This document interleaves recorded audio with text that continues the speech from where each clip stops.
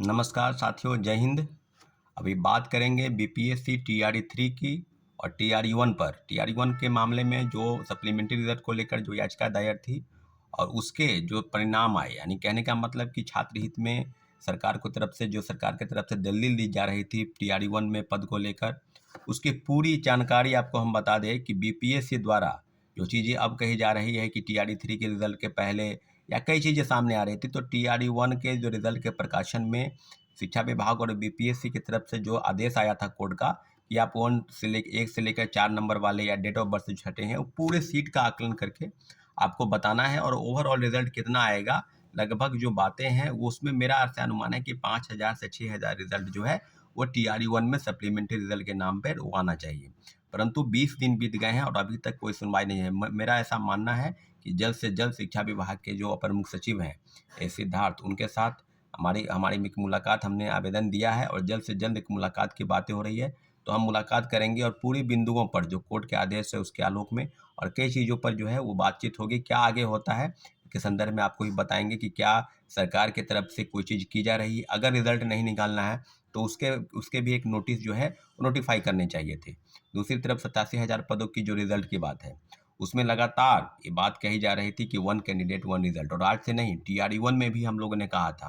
परंतु बीपीएससी के पूर्व चेयरमैन अतुल प्रसाद जी ने बातों का अवहेलना किया और कई जो चीज़ों पर रिजल्ट का आपने कहा कि सभी चीज़ों पर भरना चाहिए। तो 87,000 पद अगर भरने हैं तो आपको 11-12 का रिजल्ट पहले निकालिए, 9-10 का निकालिए, 6-8 का निकालिए, 1-5 का निकालिए। जाहिर सी बात है कि चारों अगर रिजल्ट की निकाल चारों में आता है तो एक जगह काउंसलिंग कराएंगे। तो काउंसलिंग कराने के बाद जो है वो वहाँ लॉक हो जाएगा, आगे की प्रक्रिया में वो नहीं जा पाएंगे। लेकिन यहाँ होता है क्या, चारों जगह काउंसलिंग कराने के बाद प्रक्रिया में चले जाते हैं और एक से ज़्यादा पद पर जैसे ही आप काउंसलिंग कराएंगे तो वो चीज़ें वैकेंट रह जाएगी। इस बात को शिक्षक अभ्यर्थियों को भी समझना है, इस बात को बीपीएससी और शिक्षा विभाग को समझना है। और 1 कैंडिडेट 1 रिजल्ट की मांग इसलिए है ताकि सभी पदों पर जो रिक्त पद हैं 87,000 उनको भरा जाए। लेकिन ऐसा नहीं हुआ, प्रोटेस्ट भी हुआ, आपने देखा होगा कि कितनी पिटाई हुई छात्र नेताओं की और काफ़ी चीज़ें सामने आई है। सब चीज़ों पर बहुत जल्द एक बहुत बड़ा प्रोटेस्ट फिर से होने जा रहा है। और आपको बता दें कि इस तरह की चीज़ों पर अगर सरकार की तरफ से संवेदनहीनता की हद हो गई, पुलिस प्रशासन किस प्रकार से काम कर रही है, अगर लोकतांत्रिक तरीके से अगर लड़ाई लड़ी जा रही है तो उसमें कोई शक नहीं कि आगे लड़ाई नहीं लड़ी जाएगी। बीपीएससी द्वारा हम लोगों ने कहा कि बेल्ट्रॉन को उसका जिम्मा नहीं मिलना चाहिए, परंतु बेल्ट्रॉन में जिस तरह की चीज़ें हुई, कल एक और नोटिस आया है कि हम जो है सो किसी कारणों से टेक्निकल फॉल्ट आ गया है, इसलिए जो है आप अपना ओएमआर सीट जो है वो देख सकते हैं, फिर लॉगिन करके उसमें कुछ टेक्निकल प्रॉब्लम आ गया, उसको ठीक किया जा रहा है।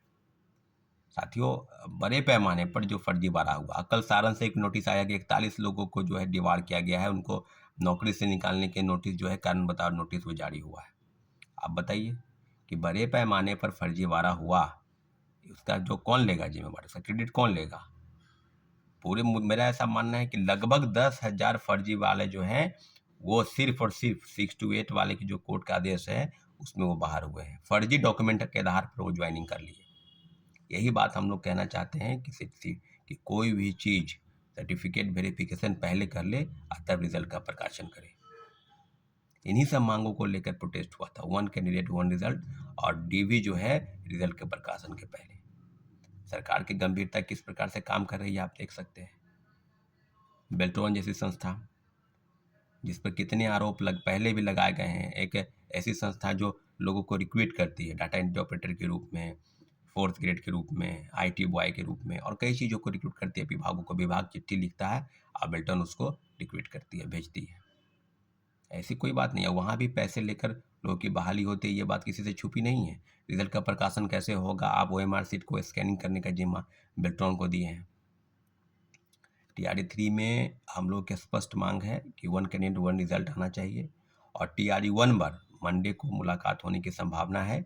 सप्लीमेंट्री रिजल्ट पर कोर्ट के आदेश के आलोक के बाद भी अभी तक कोई सुनवाई नहीं हुई है, तो सब चीज़ों पर आपको हम बता दें कि मंडे को हमारा मुलाकात होने की पूरी संभावना है और उम्मीद करते हैं कि इसके बारे में सिद्धार्थ के साथ हमारी जो बातचीत होगी पूरी तरह से आपको हम बताएंगे, अवगत कराएंगे कि क्या कोर्ट के आदेश के बाद भी बीपीएससी अवहेलना करना चाहती जिस तरह से एज रिलैक्सेशन मामले में हुआ।